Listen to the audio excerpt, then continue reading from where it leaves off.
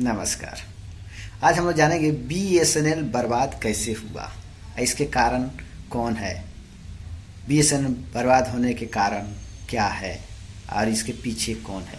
देखिए, ज़्यादातर बीएसएनएल पहले बहुत बड़ी कंपनी है और सबसे पहली पुरानी कंपनी है, लेकिन उसे बर्बाद होने में उतना पुरानी कंपनी होते हुए भी वो बर्बाद हो गई। कैसे बर्बाद हो गई? क्योंकि उसके जो अधिकारी हैं वो बराबर टाइम से सर्विस नहीं देंगे। आप कॉल करोगे तो रिसीव नहीं करेंगे, रिसीव करेंगे तो कल परसों तरसों। पहला कारण। दूसरा कारण ये है कि वो इतना रिक्वायर करते हैं, ये डॉक्यूमेंट्स वो डॉक्यूमेंट्स यहाँ साइन करो, ऑफिस में जाओ जमा करो। ये सब करने के बाद भी आपका काम हो जाएगा, गारंटी नहीं है, क्योंकि वो फाइल वो कागज वही टेबल पे ही पड़ा रह जाएगा और आप परेशान हो जाएंगे। नहीं कनेक्शन होगा, अब कनेक्शन हो गया तो डिस्कनेक्शन भी नहीं होगा, क्योंकि अब आप डिस्कनेक्शन का भी लेटर देते हैं तो क्या 1 महीना 2 महीना 3 महीना ऐसे फॉल्स बिल आ जाता है। अब बिल आने के बाद आप फिर जाओगे, फिर बोलेंगे कि नहीं हुआ, फिर बोलेंगे आप फिर से रिक्वायर दो, फिर से डॉक्यूमेंट्स दो, तो फिर डिस्कनेक्ट होता है। एक तो कनेक्ट नहीं होता, कनेक्ट के लिए भेज हमारी, या दूसरा डिस्कनेक्ट के लिए भेज हमारी।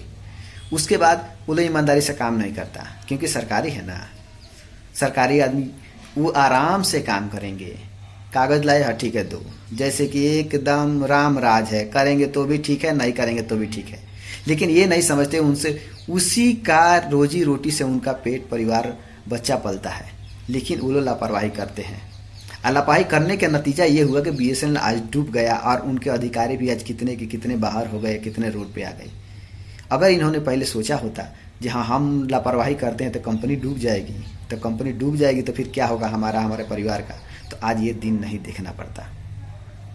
उसके बाद कुछ ये मंत्री लोग कुछ घोटाला, ये जो घोटाला कर करके 2G 3G 4G जो भी इतना ये लोग घोटाला कर करके कंपनी को बर्बाद कर दिए।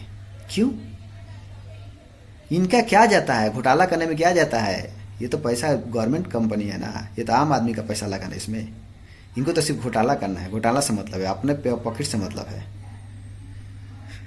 इन्हीं 3-4 कारणों से कंपनी बर्बाद हो गई और इतने घाटे में चली गई। बीएसएनएल इतने पुरानी कंपनी होते हुए भी आज पीछे से प्राइवेट कंपनी आके कहां से कहां तक पहुंच गई। अब बीएसएनएल आज कहां से कहां चला गया।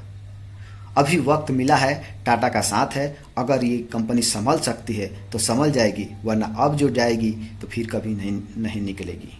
इसलिए कस्टमर केयर और अधिकारी को उनको ध्यान में रखना चाहिए कि हाँ भाई ये गवर्नमेंट की कंपनी है, हमें ईमानदारी से काम करना चाहिए। अगर उनके एम्प्लॉय ईमानदारी से काम करेंगे तो कस्टमर को कोई कष्ट नहीं होगा, लेकिन उनके एम्प्लॉय ही अगर बदतमीजी से काम करेंगे, टाइम से काम नहीं करेंगे और कस्टमर को परेशान होगा, तो फिर से कंपनी वहीं के वहीं चली जाएगी और ये प्राइवेट कंपनी वाले अपना मनमानी करेंगे। इसलिए दोनों को जरूरी है, कम से कम जो भी उनके अधिकारी हैं उनको ईमानदारी से काम करना चाहिए और जो उनके नीचे ऊपर है उनको ईमानदारी से काम करना चाहिए। नहीं तो ये प्राइवेट कंपनी वाले तो चढ़ ही बैठे हैं, पूरा भारत को नोच डालेंगे। आपको क्या लगता है? आप कमेंट करें। जय भारत, जय हिंद।